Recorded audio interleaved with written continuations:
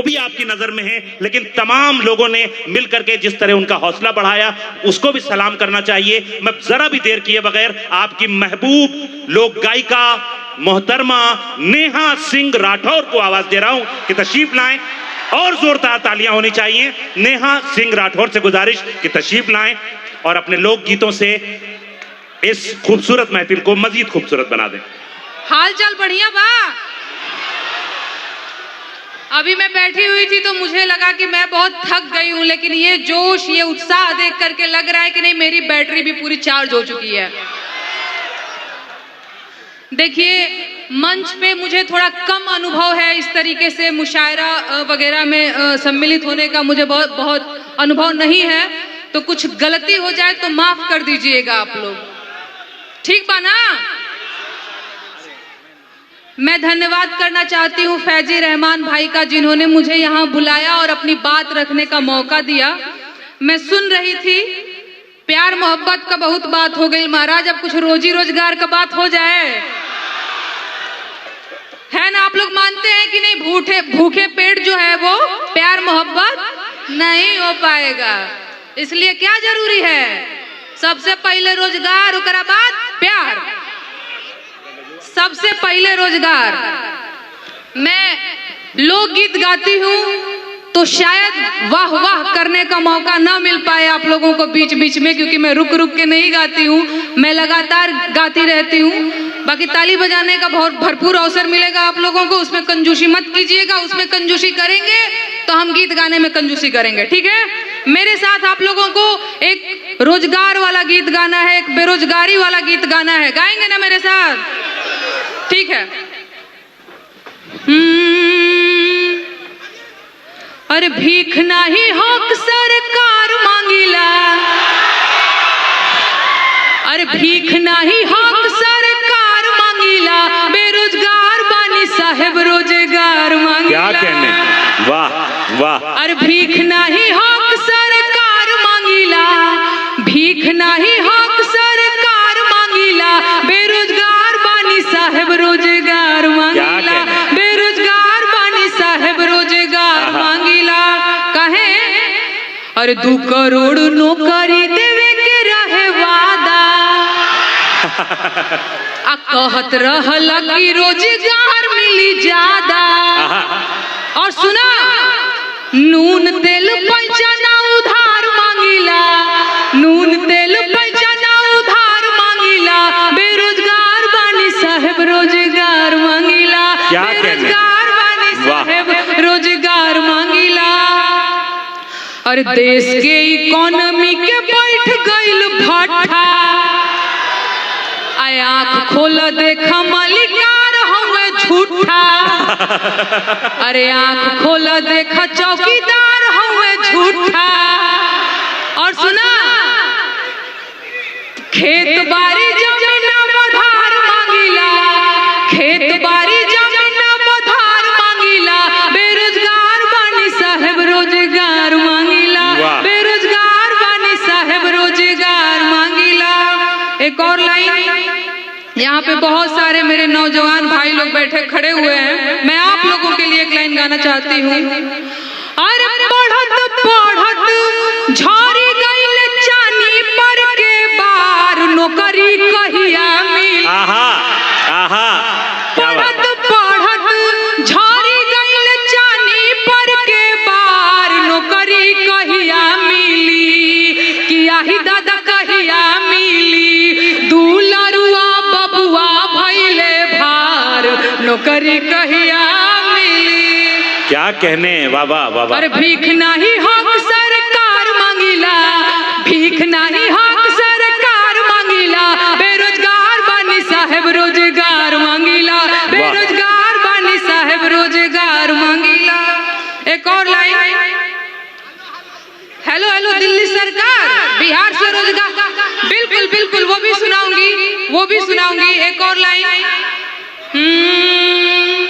अरे उमर आधी आइल भइल जवानिया बेकार, नौकरी कहिया मिली, किया ही दादा कहिया मिली, नवहा धुने ले का पार, नौकरी कहिया मिली। मेरे साथ आप लोग एक बार गाएंगे, अरे भीख नहीं हक सरकार मांगिला, भीख नहीं हक सरकार मांगिला, बेरोजगार बनी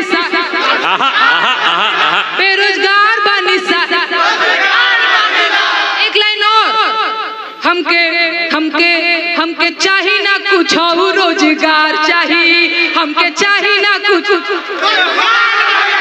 हमके चाहिए ना कुछ और रोजगार चाहिए। एक बार मेरे साथ गाएंगे, हमके हमके हमके हमके चाहिए ना कुछ और रोजगार चाहिए, हमके चाहिए ना कुछ और रोजगार चाहिए, हमके चाहिए ना कुछ और क्या चाहिए, रोजगार चाहिए। एक और गीत मैं गाती हूँ, मैं आप लोग लोकगीत सुने होंगे। अरे हाँ महाराज रुका तनी धीर धरा क्या कहने, वो भी होगा, वो भी होगा। सुनिए, हमारे लोक गीतों में गारी की भी विधा है। जब राम जी बियाह करने मिथिला में आए तो सखियों ने उनको गारी गाया, तो मैंने भी अपने चौकीदार जी के लिए गारी लिखा है। स्वागत स्वागत नेहा जी, वाह वाह। अरे साहेबावा के देबो चुनी चुनी गारी,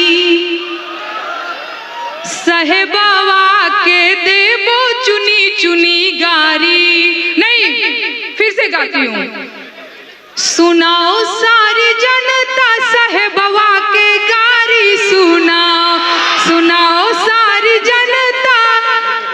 अच्छा आगे आगे आगे आगे गाते हैं, सुनाओ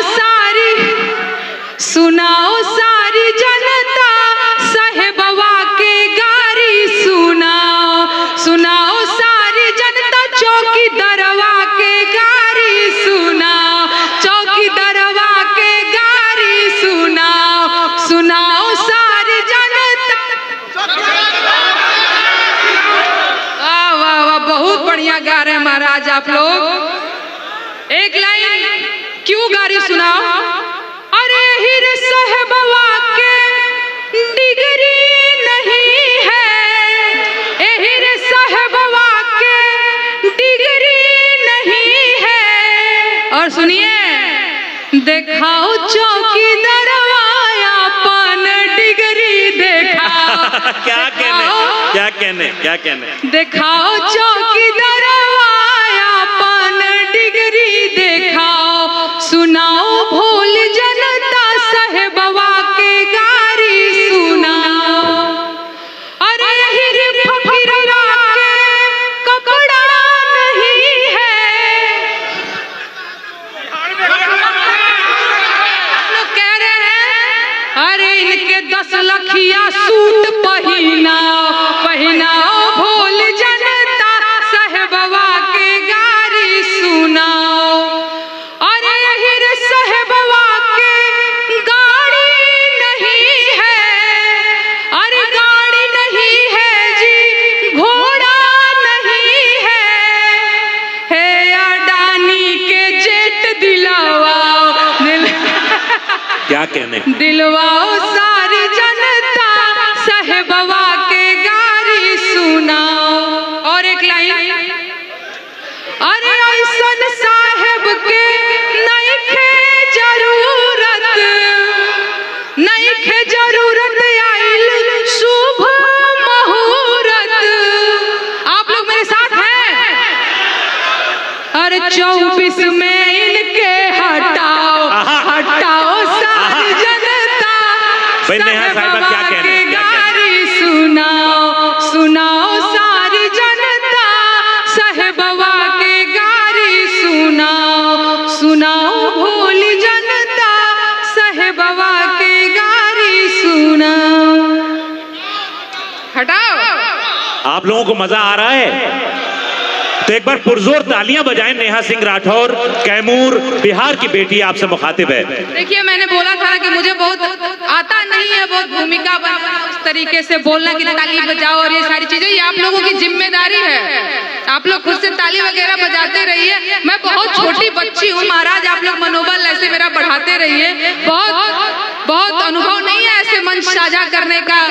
मैं पूरी एक्टिंग कर रही हूँ कि मैं एकदम कॉन्फिडेंट हूँ, पर अंदर से एकदम ऐसे मैं हो रही हूँ कि अरे महाराज कुछ गलती ना हो जाए। तो आप लोग देख लीजिएगा। नहीं नेहा साहब आप बेफिक्र रहें, ये ताजपुर है और यहाँ का एक एक शख्स आपके साथ खड़ा है और अपनी बेटी के साथ है। एक बार पुरजोर तालियां बजा के बताएं कि आप अपनी बेटी के साथ हैं। मोहतरमा नेहा सिंह राठौर।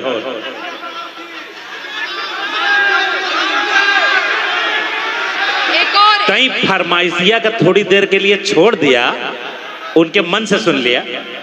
जी जी सुनाऊंगी एक और गीत सुनाती हूँ। अरे सॉरी क्या हुआ भाई? बैठ जाइए। अरे टिक डिगरी लेके बबुआ बेचे ले तरकारी, बाप के रुपया भइल जियान, नौकरी मिलल नाही सरकारी, बाबूजी देवे रोजगारी, सुनाए बाबा कल की अवतारी, सुनाए बाबा कल की अवतारी। अरे टिक डिगरी लेके बबुआ बेचे ले तरकारी, बाप के रुपया भइल जियान, नौकरी मिलल नाही सरकारी, बाबूजी देवे रोजगारी, सुनाए बाबा कल की अवतारी, सुनाए बाबा कल की अवतारी। खाली दाढ़ी बढ़ावे खाली गाइए, खाली दाढ़ी बढ़ावे खाली फोटो खिंचावे करते हैं जुमले बाजी, खाली दाढ़ी बढ़ावे खाली गाइए आप लोग भी। खाली दाढ़ी बढ़ावे खाली फोटो खिंचावे करते हैं जुमले बाजी, अरे बनल खुद के विश्व गुरु जैसे हाँ सैया जी। खाली दाढ़ी बढ़ावे खाली फोटो खिंचावे करते हैं जुमले बाजी, बनल खुद के विश्व गुरु जैसे हाँ बलमा जी। जय माँ दुर्गे जय माँ काली, शेरा वाली भेजा बहाली, भेजो भूखम मंगर लड्डू चढ़ाइब, संगम वाले बजरंग बली, कबले रही हम बेरोजगार, सुनाए मोरे चाचा चौकीदार, सुनाए मोरे चाचा चौकीदार। यह महामहिम यह महानुभाव यह विश्व गुरु सन्यासी, अरे अयोध्या के तार दिल बड़ काशी। यह महामहिम यह महानुभाव यह विश्व गुरु सन्यासी, अयोध्या के तार दिल बड़ काशी।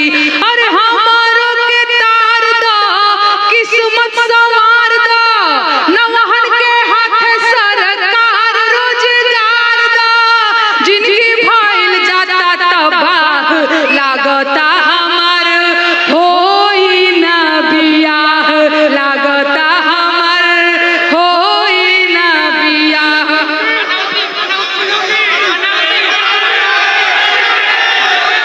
आपके मन की जो बात है वो आप बोल रहे हैं, मैं गीत के माध्यम से अपनी बात बोलती हूँ। एक बार फिर से मेरे साथ गाएंगे। अरे टिक डिगरी लेके बबुआ बेचे ले तरकारी, बाप के रुपया भइल जियान, नौकरी मिलल नाही सरकारी, बाबूजी देवे रोजगारी, सुनाए बाबा क्या कहने। कल की अवतारी। धन्यवाद। यूपी में काबा, ये क्या पनौती बोल रहे हैं आप लोग? आप ही बोलिए महाराज, हमारे ऊपर FIR कर देते हैं ये लोग।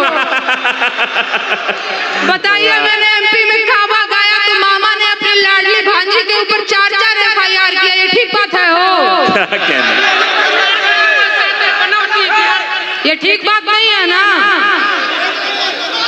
आप लोग बोलिए अपने मन की बात, सोशल मीडिया पे जरूर बोलिए। बाकी मैं अपनी बात लोकगीत के माध्यम से बोलती हूँ। यूपी में काबा भी मैंने गाया था तो बाबा ने मुझे नोटिस थमा दिया था। मैं एक बार आप लोगों से पूछना चाहती हूँ, सच में मुझे नोटिस मिलना चाहिए था? नहीं मिलना चाहिए था ना? जो नोटिस मिला वो ठीक था या गलत था जरा? बस बस बस यही वाला प्यार बनाए रखिए। मैं एक बार यूपी में काबा गाती हूँ। जी स्वागत। अरे महाराज बोलते रह जाएंगे तो हम क्या बोलेंगे? देखिए थोड़ा सा धैर्य दें, और जो लोग मोबाइल निकाले हुए हैं उसको नीचे कर ले। बहुत अच्छे कैमरों से रिकॉर्डिंग हो रही है, कल आपको मिल जाएगी। बिल्कुल परेशान ना हो, एंजॉय करें और हमारे साथ रहें। नेहा सिंह राठौर आपसे रूबरू हैं। अरे खत्म रोजगार बा, बाबा के दरबार बा, हाथरस के निर्णय जो हत लड़की के परिवार बा। काबा, अरे यूपी में काबा, मंत्री के बेटवा बड़ी रंगदार बा, मंत्री के बेटवा बड़ी रंगदार बा, किसानन के छाती पे रौनक मोटर कार बा। अरे चौकीदार बोला के जिम्मेदार बा।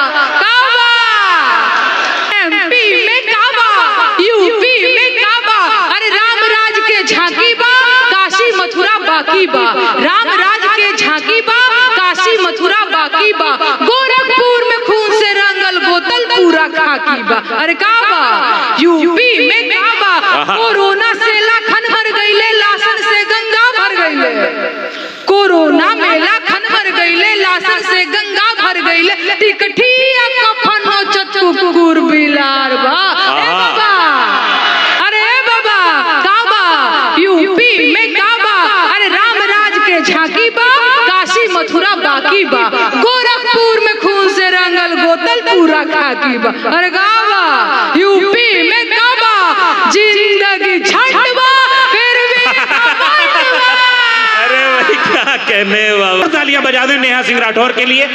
आपकी बेटी, मैं उनसे गुजारिश कर रहा हूं आपकी तरफ से, लेकिन देखिए उतना किसी के ऊपर किसी से मोहब्बत कीजिए कि उससे बर्दाश्त हो। कि अजीज नेहा जी, अजीज इतना ही रखो कि जी संभल जाए, अब इस कदर भी न चाहो कि दम निकल जाए। तो सुनाने में भी ताकत लगती है, तो इसका भी लिहाज रखें और उनका हौसला बढ़ाते रहें। एक बार तालियों के साथ इस्तेमाल करें। सुना रही हूँ। आप लोग इस चीज को भी समझिए कि एक छोटी सी बच्ची है जो पहली बार मंच पे आई है, थोड़ी असहज भी हो जा रही है, तो आप लोग इसका ख्याल रखते हुए ये आप लोगों की जिम्मेदारी है, ठीक ना? मैं एक और देखिए, बिहार से बेरोजगार वर्कर, बिल्कुल बिल्कुल वो भी गाऊंगी। एक गीत गाती हूँ। छाने छाने बदले, छाने छाने बदले तोहरो मिजाज रजऊ, नारेबाज रजऊ, जुमलेबाज रजऊ। क्या कहने छाने छाने बदले तोहरो मिजाज रजऊ, नारेबाज रजऊ, जुमलेबाज रजऊ। अच्छा, ये गीत मैंने कोरोना के टाइम पे लिखा था, तो क्या आगे की लाइन है, आप लोग उसको कोरोना के टाइम में जा करके इसको कनेक्ट करने की कोशिश कीजिएगा। अरे ऊपर पर लोग बाकी कैसो चुनाव होखे, अरे को वोट हर नहीं आव पाव होखे, आग बाजर पारे चाही तोहके ताज रजऊ, नारेबाज रजऊ, जुमलेबाज रजऊ। छाने छाने बदले तोहरो मिजाज रजऊ, नारेबाज रजऊ, जुमलेबाज रजऊ। अरे दिनवा में रैली कर लकोना कोना, अरतिया में रोवेला कोरोना के रोना, तोहर नस नस बूझी हवा दागबाज रजऊ, नारेबाज रजऊ, जुमलेबाज रजऊ। अच्छा, जब लोकगीत की बात हो रही है तो मैं सोहर ना सुनाऊं, ऐसा हो नहीं सकता। मैं एक सोहर सुनाती हूँ। और 2014